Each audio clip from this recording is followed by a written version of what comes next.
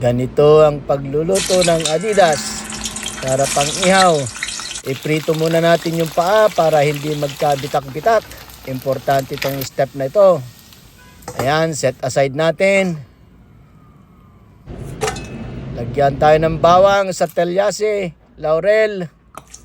Lagyan mong toyo, konting suka, paminta. I-squeeze ng lemon. Ketchup, meron yan.